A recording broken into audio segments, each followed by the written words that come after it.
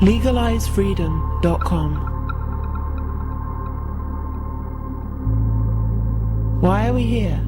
Where do we come from? Where are we going? From the nature of reality to the future of humanity.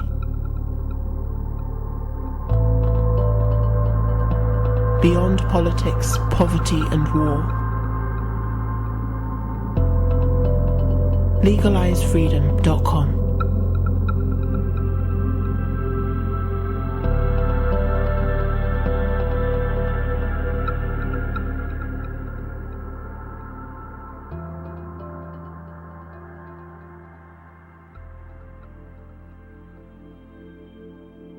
Greetings and welcome once again to LegalizeFreedom.com. I'm your host Greg Moffat and my guest today is Richard Grove of TragedyAndHope.com.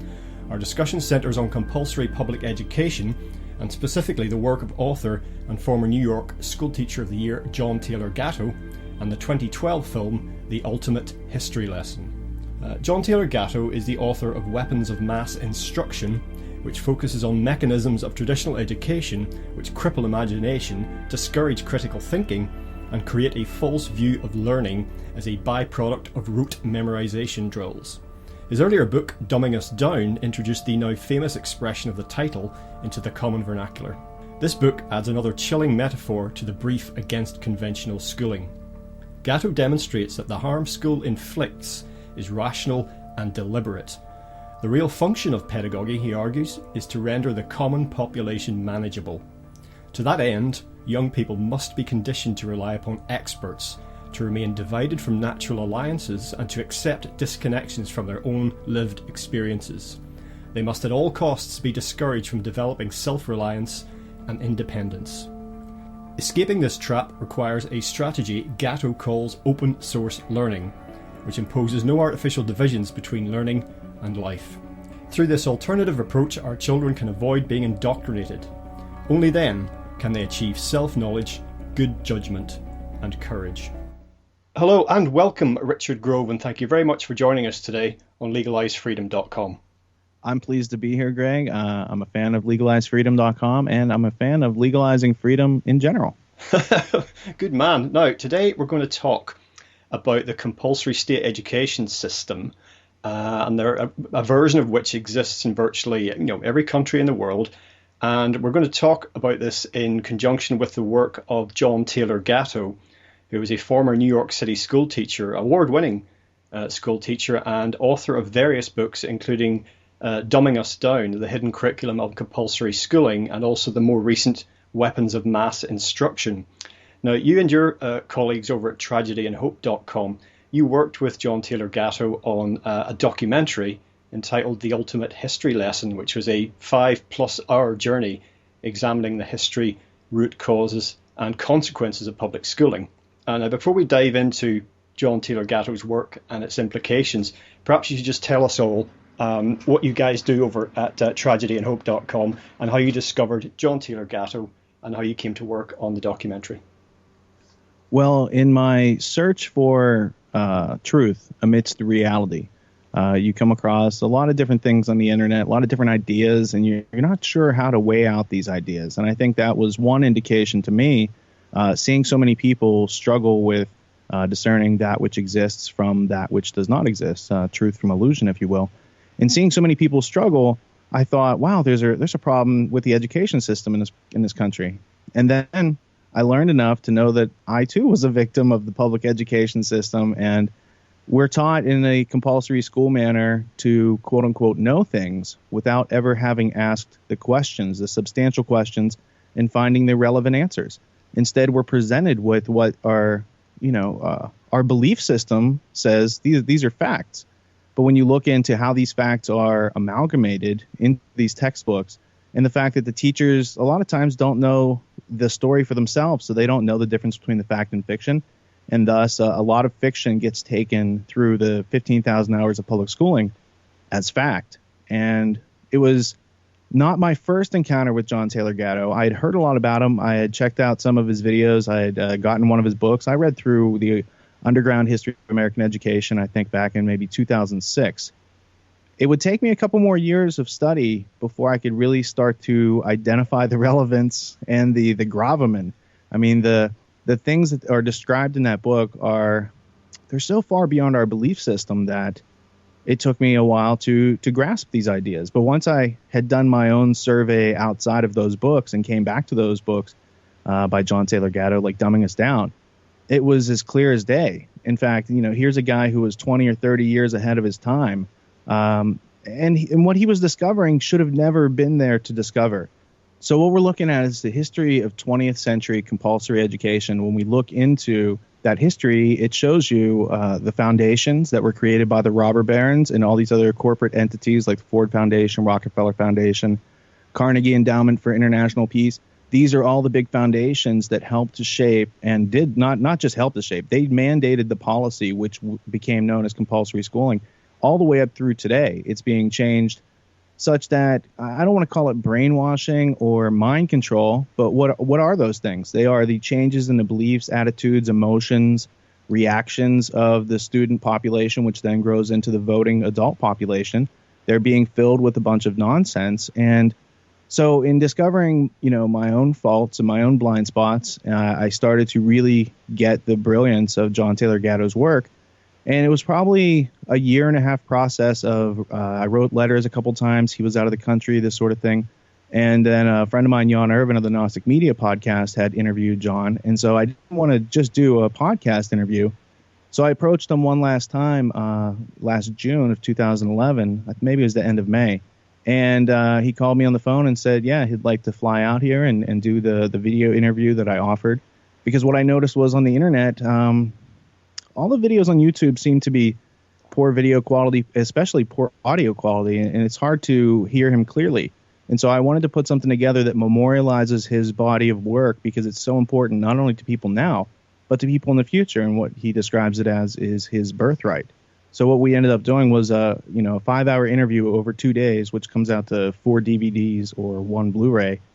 And it really helps people who want to take the time, maybe one day, a week, 1 hour a day, to go through this information and to internalize it, start to integrate it into their lifestyle, because it's the things that have been changed in our lifestyle. It's the habits that have been changed. It's our ways of thinking. And what we feel is wealth and what we feel is valuable has been changed over the 20th century purposely to socialize us, to make us unwittingly participant in a collectivist movement to dissolve national boundaries and to create globalism is their plan. That's what the documents say. Yeah, I mean, a lot of adults these days will perhaps look back at their school days with some fondness, but if you put it to them, well, what did you really learn there that you used after school? They may admit that, okay, so it's not all it's cracked up to be, and maybe they were bullied and maybe they didn't enjoy sports, whatever. But if you put it to them that, well, let me tell you what really happened, and that's that you were taught to jump through hoops. You were taught to be reflexively obedient to authority. You were taught to accept controlled and narrow view of reality. You learned to manage your expectations about yourself and your future and what you could achieve. You learned to see standing out from the crowd as basically negative. And ultimately, you learned not to think for yourself. I think a lot of people would say, no, I don't recognize school as that. And yet, as John Taylor... That's exactly what it is. Yeah, and you must be reading out of Dumbing Us Down from 1992 that John wrote, because when I read that, I was like, wow, this guy has nailed it. And unfortunately, or fortunately, everyone comes upon this information at a time when you can understand it, because if not, it's noise and you won't remember the guy's name and you won't remember the book. And I encountered his books right when I was at the beginning of, being able to see it's valuable, but I don't yet understand what he's saying. Then I went out and collected a bunch of other pieces of the puzzle, on my own. And then I was able to say, wow, and then I looked into what he provides a lot of references and, the primary sources, and he really he exemplifies what is proper, in the terms of etiquette and communicating this stuff on paper. As a reader, you don't know if anything's true or false, but when you can dig into the source materials, when you can see the materials that John used to formulate his own perspectives, then you too can start to formulate your own perspective. So it wasn't so much about seeing that this guy was right. It was that I'd already encountered all these different puzzle pieces and I was trying to make sense out of them. And then you come across these books and it's like, hey, somebody has been here before. Somebody has left you a credible map that you can use to help, guide yourself through each and every day. And it starts with recognizing, yes, all those things you named. The obedience to authority was the next thing out of my mouth, as soon as you were done talking. But then you started reading that list, and I was like, there it is. There it is. Stanley Milgram, Skinner, all these different ideas are used to control us. And that's an essential part of schooling. It's a testing terrarium. It's an artificially created environment to bring out certain behaviors and to suppress other behaviors, especially behaviors that are freedom-based, self-reliance-based, not up to listening to an authority who's being irrational. These type of things that are natural in children must be broken. And the philosophy and the documents from the psychology on this over the last 150 years are remarkable. How open they can be when stating, that they want to ruin children, and that's their way of gaining control over this country. Yeah, well, I was just coming on to that actually, because in the prologue in Weapons of Mass Instruction, John Taylor Gatto asks the question, do we really need school? And of course, even in the middle of the 20th century, parents and adults would be saying, well, yes, of course we do. How are our children to learn? Even somewhere like the US with something of a culture of homeschooling. But if you read his material, it becomes very obvious that not only is forced schooling, because that's what it is, relatively recent, but it's got rather sinister origins. It has such sinister origins that before I even address the origins, I want to address maybe the root cause that leads to some of the problems being solved. And I want to provide the hope before I tell you about the tragedy. The resolution to some of these arguments that, there is a non-elected ruling class, or that they see men as machines, that they see human beings as, cogs and wheels and things that they can, manipulate in order to control. And so the resolution that I found for that is, you could feel very powerless when you realize that these things are going on. But then you just realize that is the default position. That is the autopilot. That is the cruise control. When we as individuals fail to assert our rights, fail to assert our self-reliance, and fail to assert our will, and by making choices, making informed choices, we are leaving it up to the non-elected rulers to have more power, to do as they wish without, any sort of resistance. And so instead of looking at it as these people are really powerful, they're in control of the world, and I don't even think it's people, I think it's a corrupt philosophy that people adopt that is controlling all the behavior of these people. You can see it as, yes, that is the world without my participation in it. That is the world without, communicating to your family and friends what's really going on in a credible way. And that's what I found powerful about John's work, was that it was so credible. It wasn't, here's a conspiracy theory about King John and the barons, daughters of the barons of Runnymede.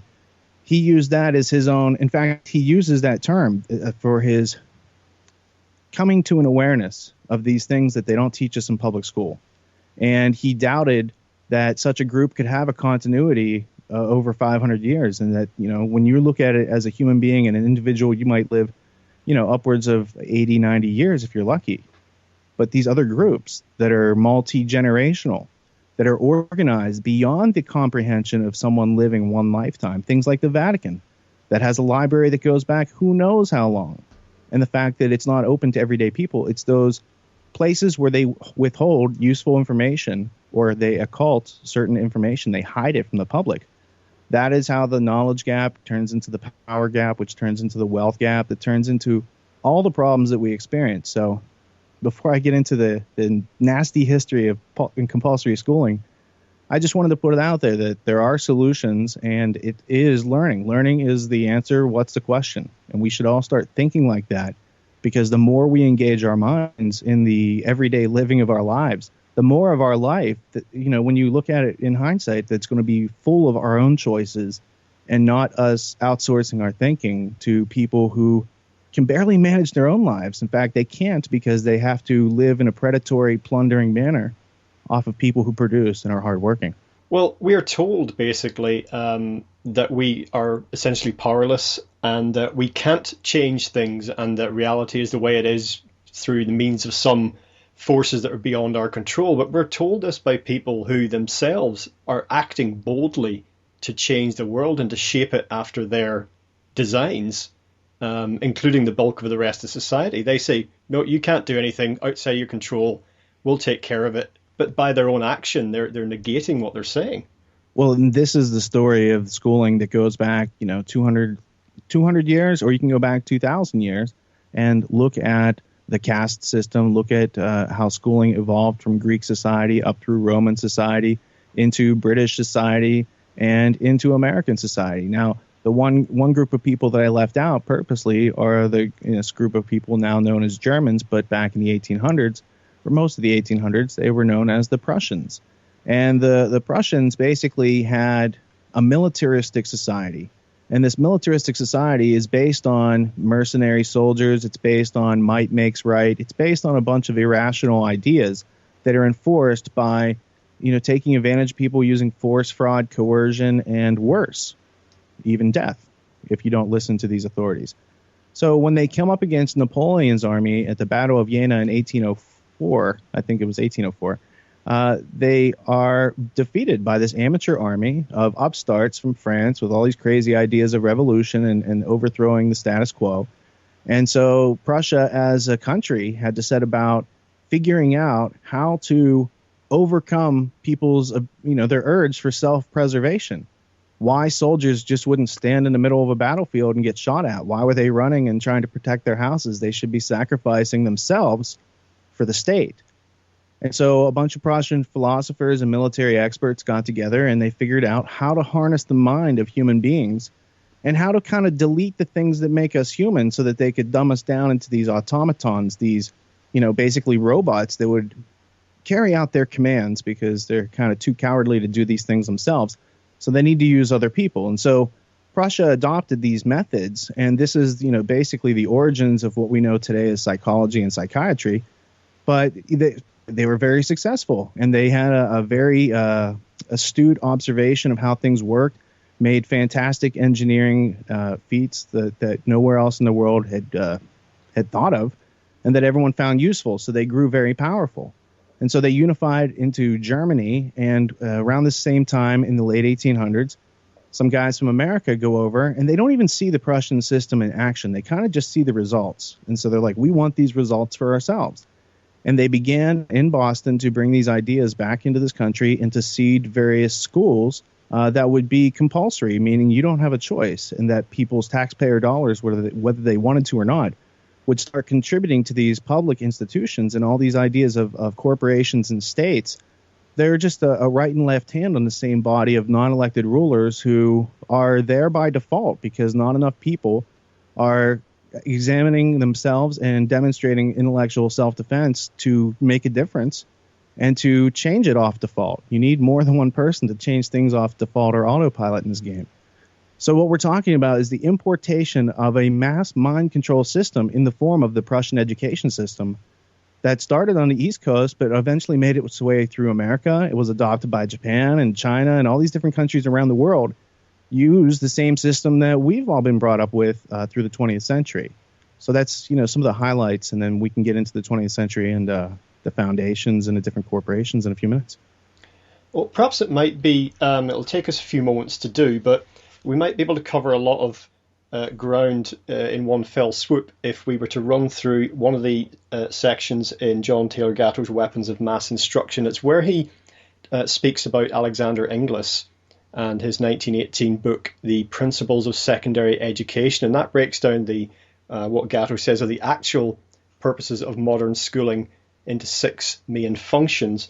Now, if I were to address for the listeners each one of these, and perhaps you could comment. I mean, the first one is called the adjustive or adaptive function, and it says, schools are to establish fixed habits of reaction to authority. This, of course, precludes critical judgment completely. It also pretty much destroys the idea that useful or interesting material should be taught, because you can't test for reflexive obedience until you know whether you can make kids learn and do foolish and boring things. And that sounds like my school days. Well, I actually was so interested in what Gatto wrote about Inglis that I wanted to get my hands on the primary source. Now, unfortunately, the Principles of Secondary Education by Alexander Inglis, it's very expensive to get your hands on a first edition copy of this. So what I have here is a reprint, but the reprint is literally a photocopy of each page in the first edition copy. So I doubted John. I said, oh, this take on this English character, maybe it's a little bit harsh, maybe you're jumping to conclusions. But then when you go through the ultimate history lesson, and there's all these different footnotes that I put in there for the various books and topics that he's talking about to try to give the audience another couple handholds, or footholds, so that they can go beyond the film and really dig into this information themselves. That was a result of me editing the footage and hearing all these things that, I had read all John's books. I had listened to every talk he'd ever given. I had done my research. I had a 50-page outline with questions to ask him, and he said if I was here a week, we couldn't do all this, right? So I thought, mistakenly, naively, and I find out more every day about my naivete. I'm still learning. I'm not finished yet. I found out that Inglis was definitely not our friend. Here's this guy who I don't even think he likes children to start with. I don't know where he thinks he came from. He acts like he's been an adult all his life. He has no compassion towards children, and really has no right writing. Well, yeah, he can write it, but the fact that they use this in our education system and they're like, these are good ideas. It's completely about the ruling class using us, and it's them figuring out how to harness us and train us like fleas, and to pick a couple of us to be like, they would pick people out of private elite Ivy League schools, these sort of things, to be the rulers of other people. That's their job, to be the authority that kindergarten and first grade tells you, is a good thing. When you're a child, these ideas of authority about the government, they're usually taken on by the parents, and that's how children learn about these things. If you put a logical person who knows nothing about these things, it'd be very, very challenging to convince them that they don't have, their rights except for this government entity or this corporate entity behind the government, or however that works. So, there's a lot to learn, and we're not getting it in school. And I think that's the point that John was making, and that's the point that I've taken up since then. Well, perhaps just for the benefit of the listeners, I'll just briefly summarize the other points that John himself summarized from Inglis's work. The second of these 6 functions is called the integrating function. This might well be called the conformity function because its intention is to make children as alike as possible. Point 3, the diagnostic and directive function. School is meant to determine each student's proper social role. Point 4, the differentiating function. Once their social role has been diagnosed, quote unquote, children are to be sorted by role and trained only so far as their destination in the social machine merits. Point 5, the selective function. Not as in Darwin's theory, but in short, the idea is to help things along by consciously attempting to improve the breeding stock. Schools are meant to tag the unfit with poor grades, remedial placement and other punishments clearly enough that their peers will accept them as inferior and effectively bar them from the reproductive sweepstakes. And finally, the propedeutic function, I think I'm pronouncing that correctly, the societal system implied by these rules will require an elite group of caretakers.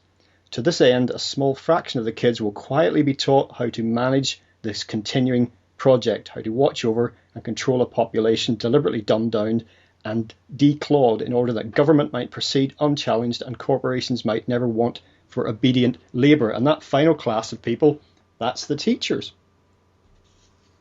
Well, that was great. And what I would like to complement that with is I have the Principles of Secondary Education open in front of me, and I'm reading from page 376 at the bottom of the page. In other words, the adjustive function of secondary education includes both the establishment of certain fixed habits of reaction, certain fixed standards and ideals, and also the development of a capacity to readjust adequately to the changing demands of life.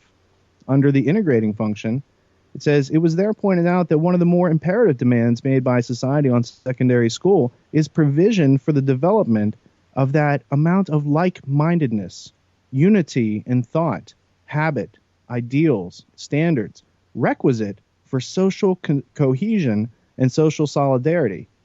And under the differentiating function, it's talking about social evolution.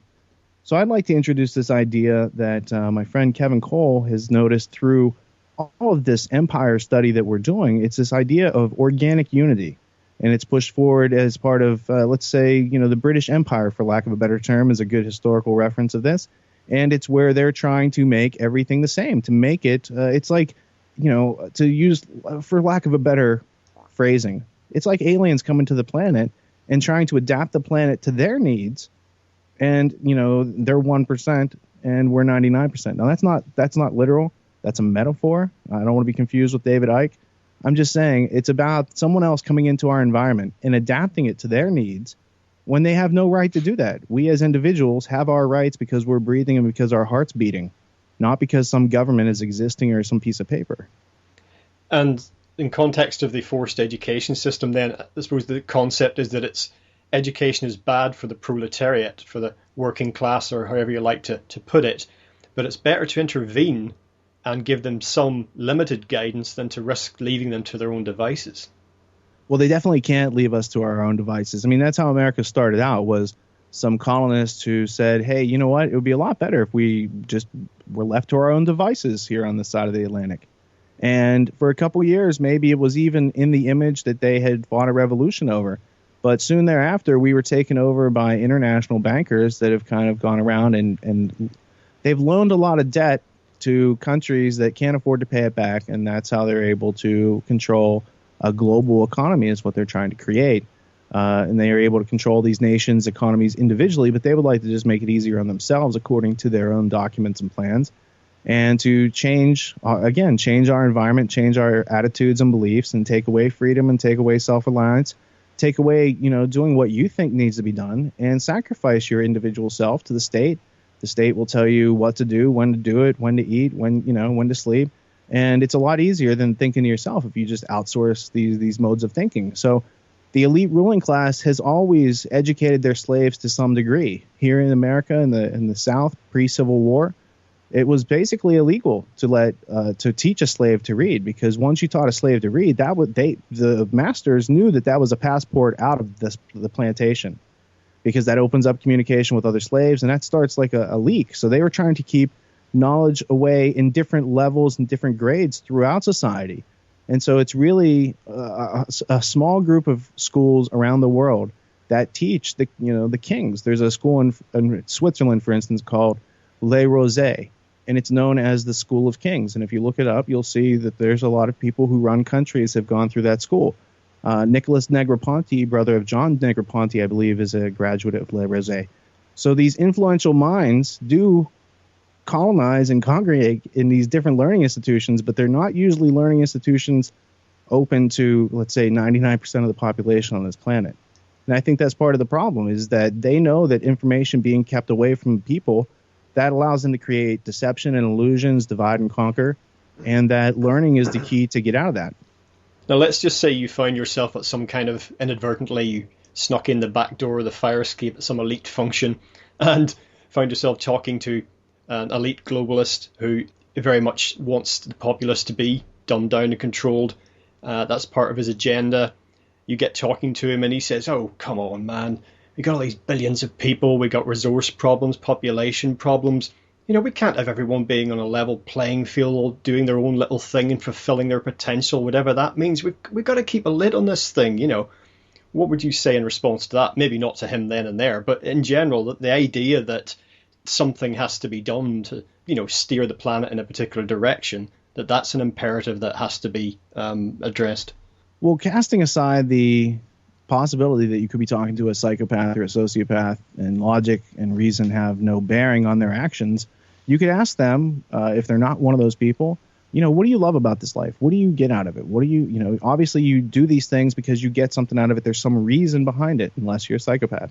He might say, well, I want the respect of my family, or I want to provide a good future for my kids, or any of the things that other people might say, but other people might not go as far to, violate other people's volition in order to meet their goals or to meet their needs. So you're talking to someone who, they want things, they love things. There are things in life that they desire, and they maybe see money as the passport to that power and wealth and the illusory status that they're seeking. So once you get them to talk about the things about this life that they do love, because that's why they're out there working their ass off to get this money, to do these other things, then you bring it back. And it's like, well, if you love your kids and your grandkids, then how does dumbing down everyone else, around us? Because what you have is that infecting, are the top levels of what appear to be our government, but they're not really our government, because, the lobbyists and corporations and special interests and all these other, electoral college like devices are there to prevent individuals from actually making their free will known and having that acted upon in society through, for instance, the voting system. So once you bring it back and show that you're actually, you're poisoning your great-grandchildren, they're not going to have a good memory of you, being an AIG worker who took all this money to make them rich during this time, because they're going to be adversely affected in ways that you can't even imagine nor intend. And, when you have a group of people that think that, this lifetime is their lifetime to take advantage of everything in the world, there were people who were on this planet and occupied it before I got here. This place was going on when I got here. It'll be going on when I leave here. And there'll be people that come after us. So you just have to recognize that you are an individual. You do have your rights, but you also have a responsibility not to screw over those you're trying to help in this world. And I think that the people who claim to gain all this power from global warming or any of these other carbon-based scams, for instance, they're really just cheating their own families. They're hurting their own families. And once you can get someone to actually realize that, then you can see if they're a psychopath or not. Because if they don't care, take 2 steps to the other direction. You know what I'm saying? Because they're not operating on reason. They don't have compassion. They don't love anything in this world. And they are just operating like someone else's machine.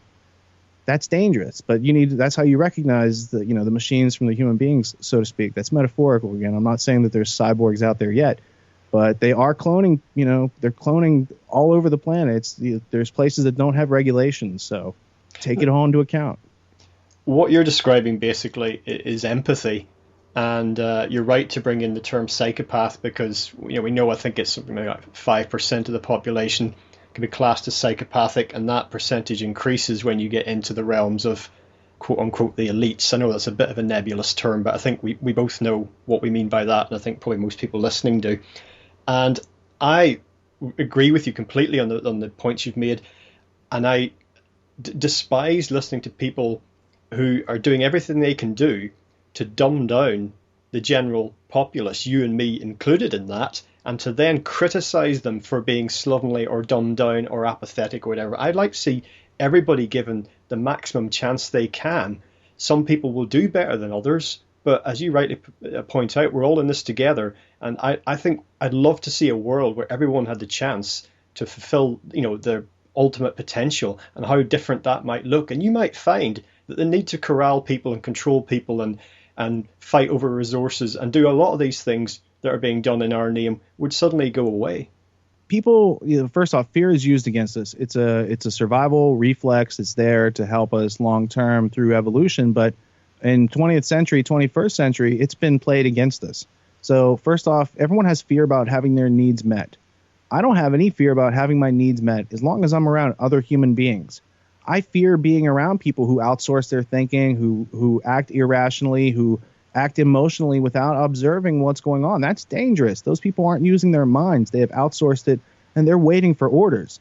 So if I'm around those people, yeah, I'd have a fear for, scarcity. But as long as I'm around human beings, I know that if I'm in a situation, someone else is going to have empathy, and I can help them, they can help me, whatever needs to go on. It's only when you're around sociopaths and psychopaths that becomes a real fear. So people can take a step back and say, as long as I'm cool with my neighbors and my neighbors are cool with me, then we can all keep our heads and not panic if something happens. If the electricity goes out and doesn't come back on, we don't need to fight and kill each other over gasoline. Like, we can figure that out ourselves. We don't need a government. We don't need authority to figure out our own problems, but that's how we've been educated. So after you've been trained for 15,000 hours, that you can't go to the bathroom without asking, that you can't ask a question without putting your hand up and waiting to be called on, all these other cues that we take into the work world, and then we become, parents or uncles or however you want to see it.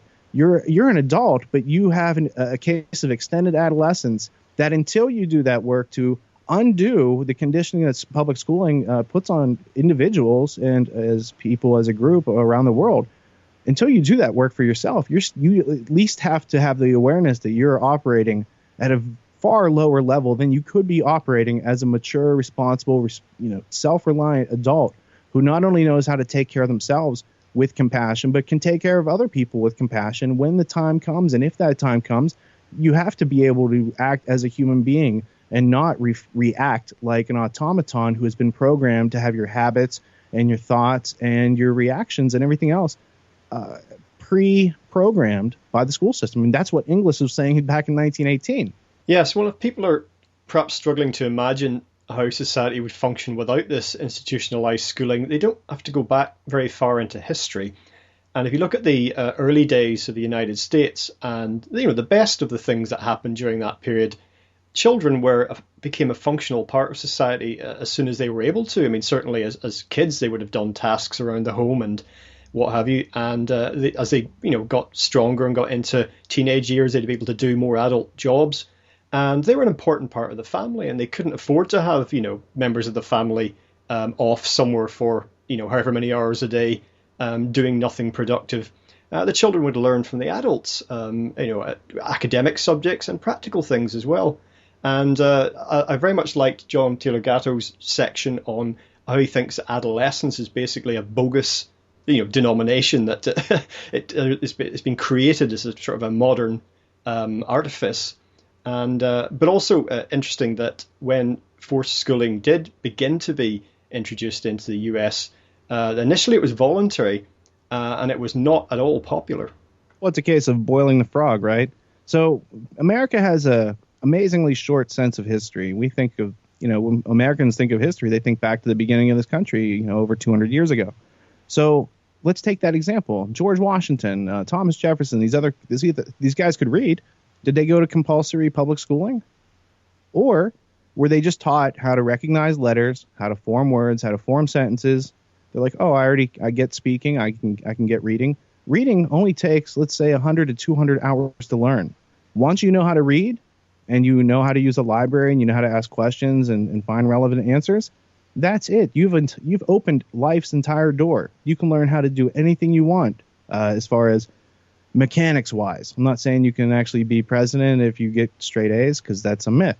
We're told in this country that anyone can become president. Clearly, that's not true, because every president that we've had all the way back is all related to King John. In the community, there's a great video. It's a 12-year-old girl discovers that all the presidents are related back to King John. She researched the father's side and the mother's side of these families, and apparently no one had been researching the maternal side of these presidential families. I had a substantial book that traced all the different genealogies. You could see how a bunch of the presidents were already related back into the British royalty.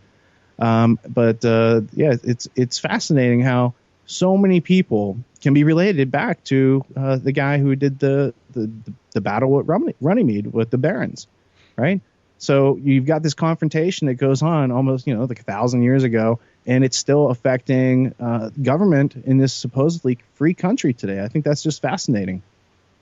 With regards to, the early US, I was just speaking about a situation where kids grew up at home and eventually they would perhaps leave home, homestead on their own, get married, whatever.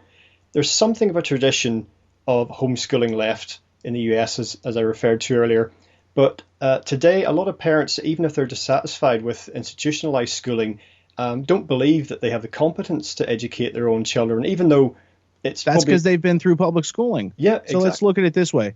What you're describing as the self-reliance attitude of maybe the settlers moving west during the Manifest Destiny campaign in the United States that was funded by the Rothschilds. But I digress on that point. The point is, they're out there trying to survive. So if a kid's old enough to cut wood, they're probably cutting wood and trying to, gather firewood and these sort of things.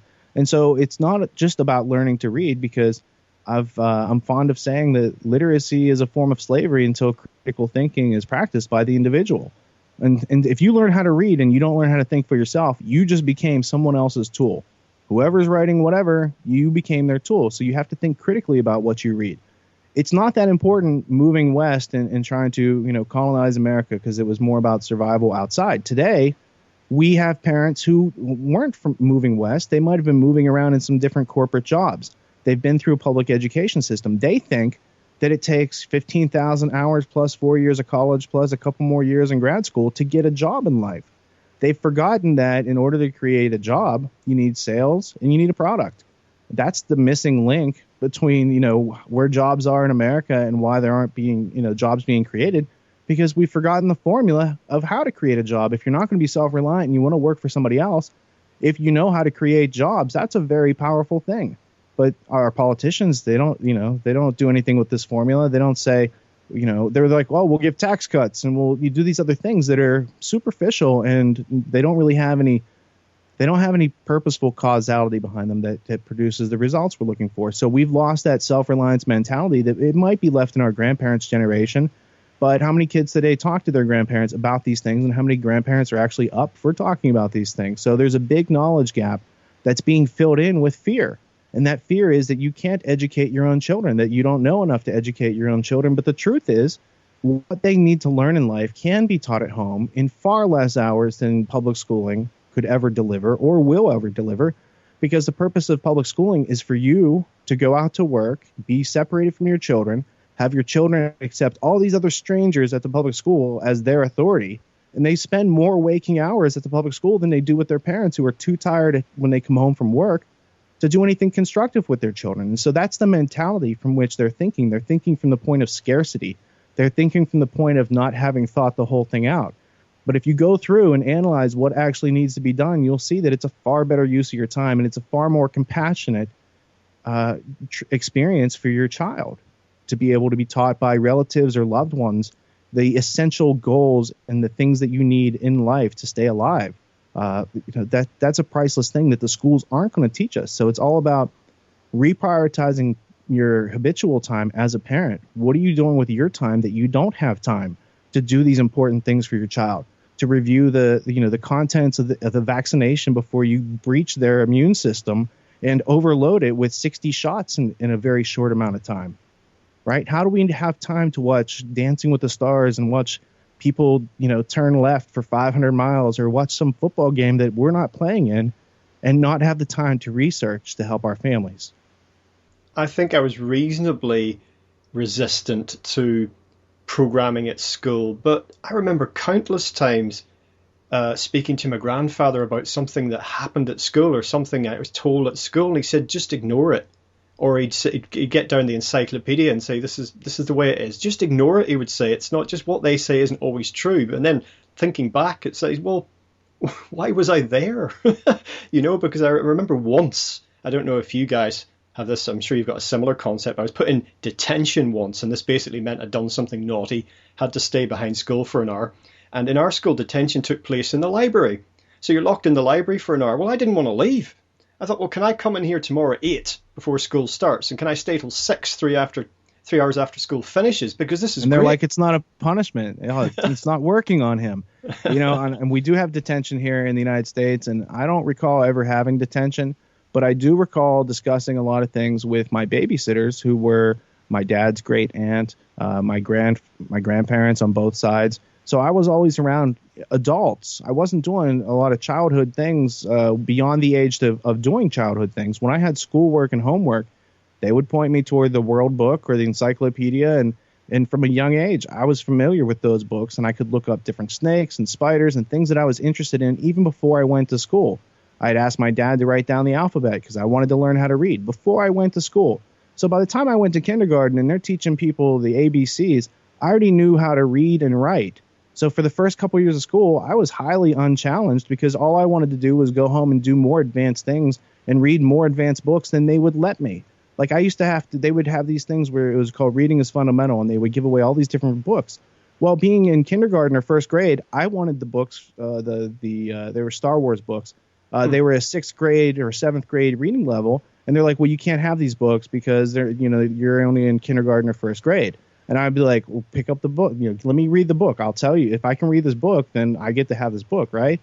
And they gave me a hard time, but eventually they did. And so it was my fascination with things like Star Wars and popular culture that led me into being a literate, well-spoken person occasionally. Well, it's just, I've had 2 similar experiences. That's really a weird coincidence. One, I had a thing when I was about 9 years old, and we were going to have a reading day. So we had to bring in a book from home that we were going to read in class. And what the point of that was, I'm not quite sure, but it was a bit of blessed relief. And I had a James Bond novel. And I remember the teacher saying, is this the sort of thing you should be reading? And okay, there was a couple of sex scenes in it, but I didn't understand them anyway. I just skipped over that. But he was just worried about the content of it, whether I could cope, whether I'd be traumatized with adult situations. Yeah, basically with that. And also, I had to repeat an entire year at school because I wasn't, get this, old enough to go on to the next. I'd kind of, because of changing schools and some weird different boundary things, it was kind of oh, you got to repeat this year again. You'd be like, yeah, but I passed all the exams. I want to go on. Oh no, because you're 2 months younger than the rest of these guys, you're staying here for another year. And that was, well, it wasn't quite a waste of an entire year of my life, but just you think about that now, and when I think back, it was just like, oh, it was so pointless. Well, I think it's a common experience. You're not the only one. I had other friends that, you're friends with people and then they get held back. And some kids that, are making fun of that. And you're just like, I'm just separated from my friend. Now he's in all these different classes. We were in the same classes. So it's cruel and unusual punishment to say that you're not smart enough to go on to the next grade. I think it's a sign of the school and maybe the teacher, but more likely the system that has been created that no one questions. And it infringes on the freedom of each and every child. Like I said, I didn't get sent to detention, but what did that mean? It means I had to be compliant to the nth degree, because that's always the threat. Oh, you're going to have to stay after school and get detention. For me, I rode a bus and I didn't have a ride home, and we lived far from the school. So for me, it meant more trouble at home than I was going to get in at school to have detention, because I'd be inconveniencing my parents. And, so these sort of things that keep us in line, they're not done out of logic and reason and respect because a child is reflecting these things and understanding these concepts. They're done out of fear of reprisal. They're done out of fear of punishment. And this is very much what Skinner and Milgram and Pavlov and these other characters had written out and formulated to be implemented through a public school system. And it's just, I can't believe it's gone on this long. I can't believe that there aren't very many people before John Taylor Gatto who had written about this stuff. There are a bunch of books. Gatto found a bunch of them that say from the elite side what they're doing. But there's very few pioneers, trailblazers like Gatto who laid this out. That Quigley's one of them, Anthony Sutton, but not on the education system. They had adjacent realizations about our culture. John's work ties that all together, because if you want to understand how, Wall Street was funding the Bolsheviks and the Nazis and FDR all at the same time, you need to understand that those very same people that were funding the enemies were also in control of creating public schooling, in control of the General Education Board. That was a Rockefeller crony named Gates, Frederick T. Gates, who was in charge of the General Education Board, and he was Rockefeller's advisor. It wasn't like he was somebody 6 degrees of separation away. Like they spent a lot of time together. The Carnegie Endowment, with what they created, Norman Dodd is the best reference that I would have on this. But in talking about it with John, he came across the Reese Committee, and there was another committee in like 1918 that had also looked into schooling. And when I first heard Norman Dodd explain it, he's like, that we sent this woman, Catherine Casey, who's a lawyer from D.C., who didn't believe any of this stuff. We sent her to the Carnegie Endowment's minutes for their meetings from 1908 through, let's say, 1912. And every year they focused on one question. And by the time they had answered 4 substantial questions, they had figured out how to take over the entire political, domestic and foreign infrastructure of this country. And we've got 300 military bases around the world. So it's not just this country that they took control of. They took control of the magnificent amount of resources that America represents, and they use them as, basically a metaphorical gun that we point at all these other countries in an attempt to colonize them and to bring about a global society. And I think it's a tragic waste of America's potential just because they were able to dumb a few generations of us down. But now there's hope, because we are waking up. We do have the evidence. We are communicating and making media to communicate this to the larger population. And we don't need everyone to know or appreciate this information. We only need, 3 to 5 to 10% of people to really start to realize how poisonous the system that they've created purposely is. It's not by accident. And it's not the only degree of predatory plundering that's going on. There's also, the fact that the food supply is being genetically modified, that they're poisoning the water system with fluoride and all these other angles. It comes back to the fact that people are unwitting to what's going on, and that people, if they had this information in front of them, they would make a different choice. But they trust the people who provide the water, even though it's being privatized, beyond fluoride. They trust the people who sell them the food in the grocery store. They trust their doctor when he says the vaccination is safe for your child, even though it's not been tested. And the doctor has no idea what the ingredients in there. The guy who sold it to him told him that these drugs are okay to give to kids and bypass the immune system and what have you not. So it's about the toxic culture that has been created due to our absence of consciousness, through the past century. Yes, and this brings us back again to the whole subject of the education system, because in order to break that, the most effective way would be to have people, coming up through childhood who've never had that programming, because it can be very difficult to deprogram, or to use the metaphor of the Matrix, to unplug. Much better to have, in one generation, the whole world would change beyond recognition if that generation of children grew up in the sort of ways that we've been talking about, and not within this, controlled compulsory system. Well, I think this program that, we all use this idea of programming, that somebody else is instilling their intent on your mental software. Programming is simply the absence of you asking the substantial questions and finding the relevant answers for yourself. The programming that Skinner and Milgram and Pavlov and all these characters worked out, they are all dependent on the subject not thinking critically, especially not with a method by which you could identify the contradictions and rapidly organize it and understand the form and function, the individual parts, that's the law of identity, the definitions, that's the comparison and contrast, all these different aspects that I do hundreds of times a day now, that I have a method. It's no longer 100 different problems that I have to solve. It's 100 different applications of the same method in different areas. So once you have a method that, you can take this confusion and you can process it into some knowledge, once you can take your frustration and possible anger at a situation and process that through to understanding and compassion and empathy, that is the process of being human. That's what makes us different. That's what they try to take out of the school system, and the homeschoolers picked it up and said, look, if you're not going to teach these basic ideas of how to survive without violating the volition of other people, then we're going to teach it to our own children. And that's what I encourage people to do, is just consider the possibilities. You're not going to be able to do it until you have a plan, until you've done the research, until you think it through, but it is possible. And yes, people should consider it. Yes, and it's empowering. It really is, because then you can step out of the situation where you're saying, I have been programmed, I am being programmed on an ongoing basis, and realize that you can get to a certain point that you describe. Well, it just doesn't work anymore. They can do what they like. It doesn't work anymore. Well, let's just let me practice what I was preaching there metaphorically. Let's think in 4D. This is what I gave a name to my process. So I was thinking through it, and it's really a 4-step process of discern, define, detect, and describe. So you're observing, that's your discernment. You're using your 5 senses to observe. You're using the law of identity and your ability to identify patterns that are different and make things the same. That's your definition. That's define. Your organization is simply detecting these contradictions and these fallacies and removing them so that you have consistent thinking and you have consistent representation of what's going on. That's truth versus the reality that they peddle. And then you want to communicate, so you have to describe it to people.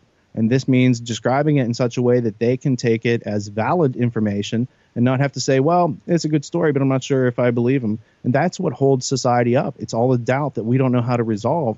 It takes up our mental RAM. And there are processes, there are methods that you can use. I use a 4-step method that seems pretty commonsensical to clear my RAM. And there's also these other issues in society. They're all thinking based, whether it's the brainwashing and mind control of our students and the adult population through the mass media. That's the outsourcing of your thinking. That's the default position. You have to ask questions and find answers to actually be thinking. That's what thinking is. It's a process of non-contradictory identification. And that's what reality is. That's what it should be if you take away all the illusions and contradictions. There's also this idea of politics. Well, politics always plays on the idea of inconsistent thinking. So there again, we need a method of critical thinking. War, that's based on dehumanization. That is a null set. You are not thinking at all if you are dehumanizing people around the world and using our tax dollars to kill them, right? Selling your soul. The concept of selling your soul is outsourcing your thinking. It is giving away. It's giving away your God-granted gift to ask questions and make choices in your life, and it's saying to someone else, you're better qualified to do that for me. Or the concept of selling out. This is the inclusion of contradictory thinking. When people say one thing and they do another thing, it's an indicator of inconsistent thinking And these are things that we should notice, because people who can't manage their time can't remain in integrity, because they can't be reliable, because they can't manage their time. You see how it works around? So it's all these things that come together that make what you want. And I'm saying they purposely take out certain ingredients so that we can never achieve the recipe that we're looking for in life. Now, the system as we're describing it, the education system, is delivering dramatic declines actually in literacy and other basic skills. And yet without this effective indoctrination, the entire industrialized system is becoming undermined and is in danger of collapsing. This would be a disaster for global corporations.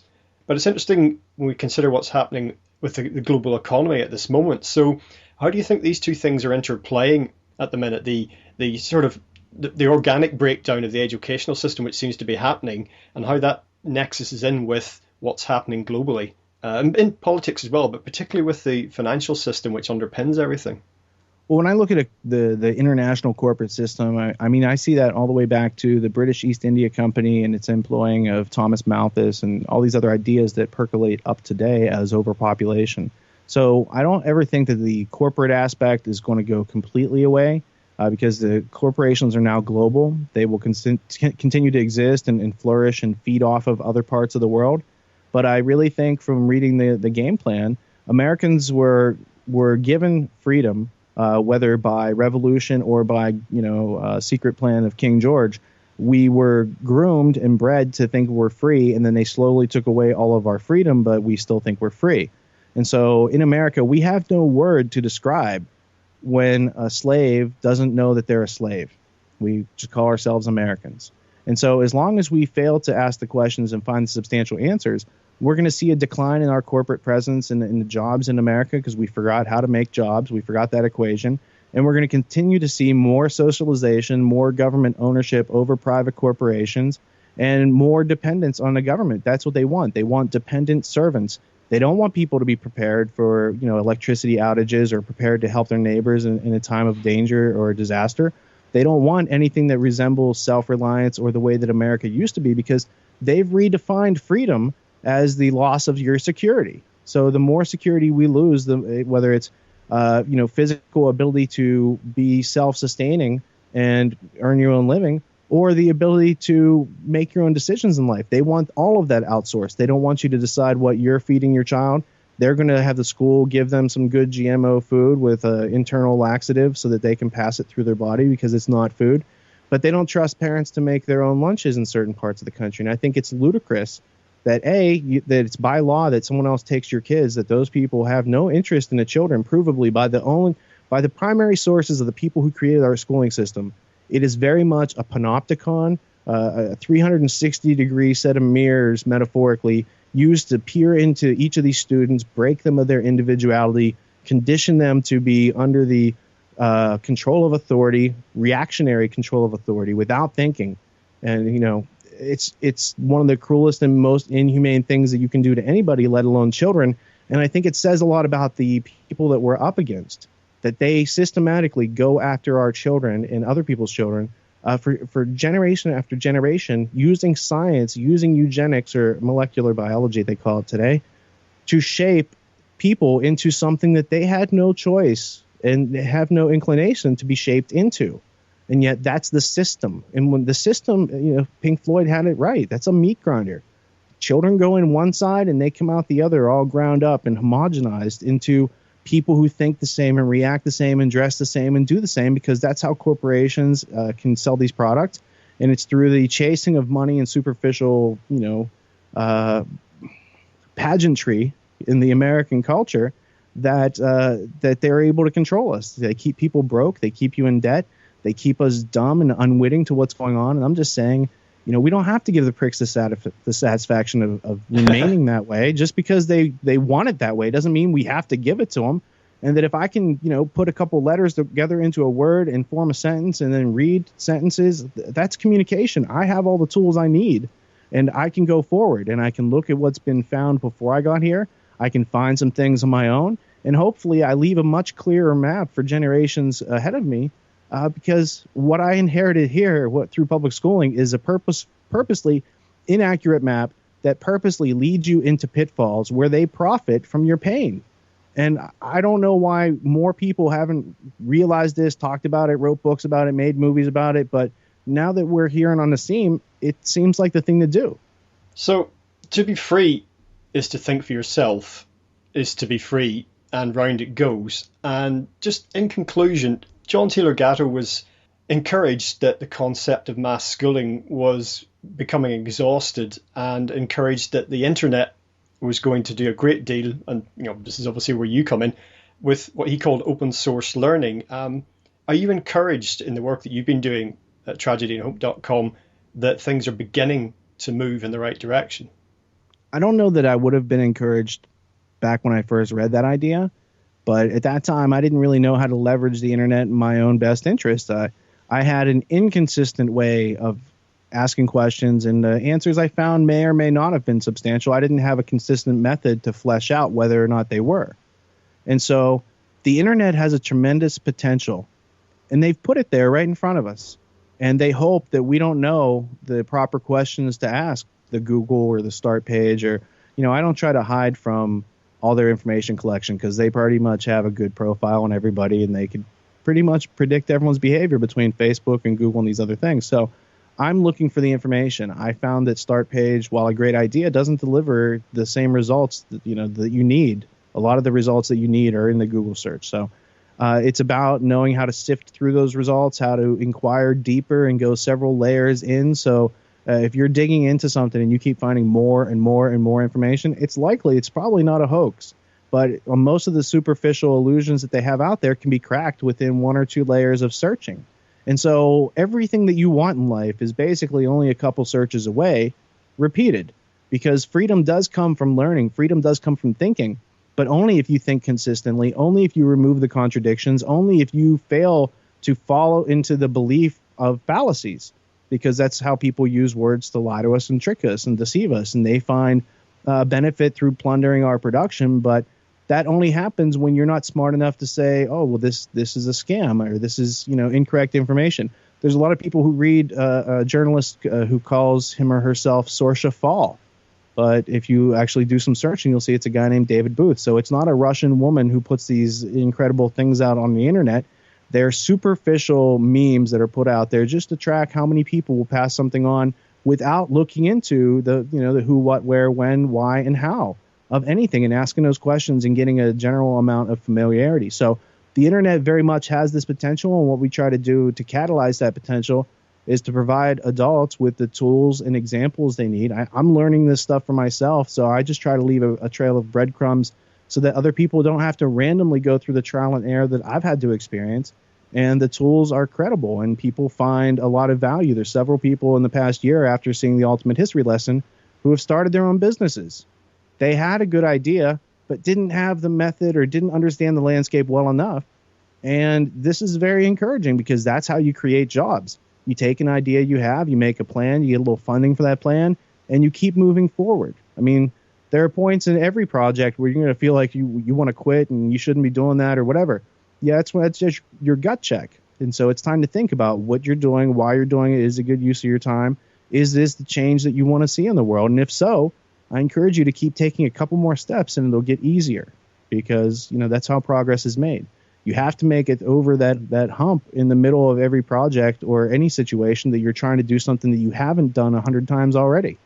Those things are going to come up. So I just encourage people to be patient, be polite, and be persistent, despite the resistance. Well, Richard, as I say, to wrap up, perhaps you'd like to tell the listeners about your websites and what you offer at tragedyandhope.com and other places. Oh, there's a good plug for tragedyandhope.com. At tragedyandhope.com, it's a website that, first off, is named after a famous history book that everybody should at least know about, if not read. So there's that aspect. And what we try to do, recognizing the content that's in that history book, that there are a group of non-elected rulers, that they control both sides, Republican and Democrat. And we try to provide the trail of breadcrumbs in the form of logical, reasonable maps leading to that which exists in objective reality, to help you weed out these illusions and contradictions that are used to steal your power. The main site has our media partners as well, who are also commercial free and independent, and produce content that is very synergistic with what we produce. And I also produce a podcast at peacerevolution.org, and it's a do-it-yourself autonomous adult curriculum. It's the things that school should have taught you that you may think you have paid for, but you didn't get this piece of information or this other angle on this. So what I try to do is teach a curriculum where each episode is like a week of class, pretty much, and they range from 5 to 7 hours, and you can break it up and listen to a little bit each day to reprioritize some of your habitual time, get you thinking in the right direction. And it's just what I'm learning for myself, or aspects of what I'm learning for myself, that I try to put out there so that other people can do likewise, because I don't want to be the only person who knows all this stuff. And I don't even want to be the person who understands all this stuff the best. I just see myself as someone who, encountered something that's interesting and it's all over the place and nobody else sees it. So it's my job to try to help make it obvious, so that once more people understand what's going on, we could actually take substantial action and see some change that reflects what we're trying to do in the world, which is make ourselves free and let other people know that they can be free too. But I don't want to force anything on anybody. Well, Richard Grove, thank you very much for joining us today on legalizefreedom.com. Greg, it's my pleasure, and I'm sorry that you had to wait so many weeks, but it was worthwhile. I appreciate your politeness, patience, and persistence, and I admire what you do, so thank you. Well, that's it for another time. As ever, thank you so much for listening. If you enjoyed the show, please check out the website, legalizefreedom.com, where you'll find an archive of programs on many equally fascinating subjects. I'd also urge you to explore tragedyandhope.com, also theultimatehistorylesson.com, and finally, the Peace Revolution podcast. Until next time, I'm Greg Moffat, and you've been listening to legalizefreedom.com.